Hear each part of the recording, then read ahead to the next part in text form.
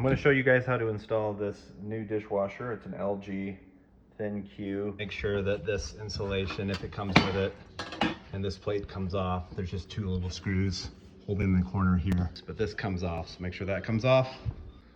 Okay, this is the drain hose. Simply just feed that through before you put the dishwasher back in the hole. You want to feed that through the hole up there. Okay, now you have your water line. It's going to be going into the cabinet as well. And then you have your electrical line here going into the wall. There's these little channels under the dishwasher. The electrical goes through the one on the far right. And then the water line goes through the one on the left. So here's the front of those holes or channels here. You see how this is going to connect to the water line. I believe it's a 3/8 end. And then this going through this channel. This is the electrical end that's going to connect into this box right here. When you put on these tabs, you just put them in upside down. And then you want to push that tab down. You can do it with a finger. If you got a strong finger, you want to use a needle nose pliers, that's fine. Once you have the two tabs in place, you can slide it all the way back in. So as you slide the dishwasher back a little bit, pull that drain so that it's not getting crimped back there. So now you can connect your drain and just connect that to the garbage disposal like this. There's a nozzle on every garbage disposal. Make sure that this is on here too, this crimp. And then you're gonna wanna tighten that crimp by turning that with a flathead. And that's really snug around there.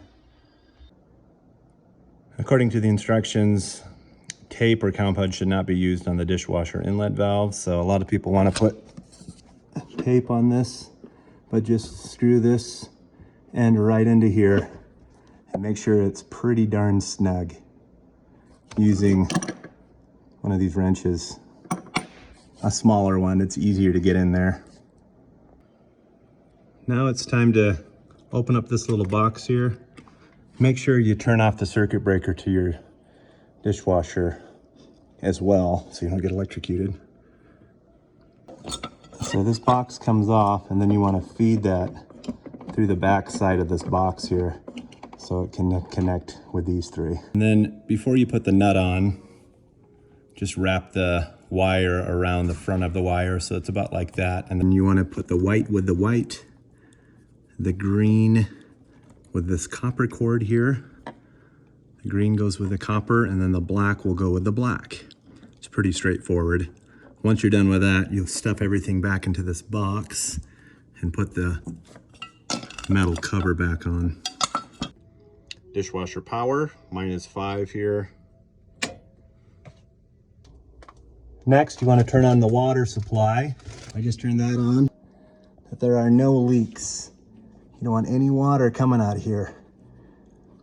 If there's water coming out of here, you got to turn the water off and try retightening this or tightening it more.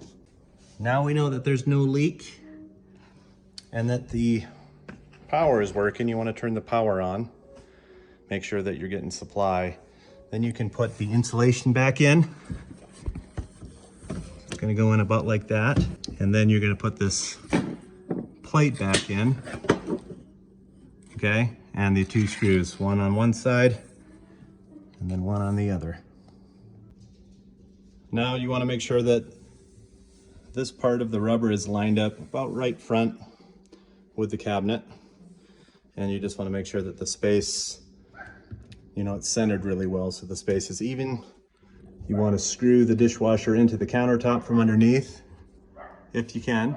If not, you might have to go into the sides through these holes. You have to take these off, take these out, and then you can screw into the side of the cabinet. And once you have that, you can shut your dishwasher and it's ready to go.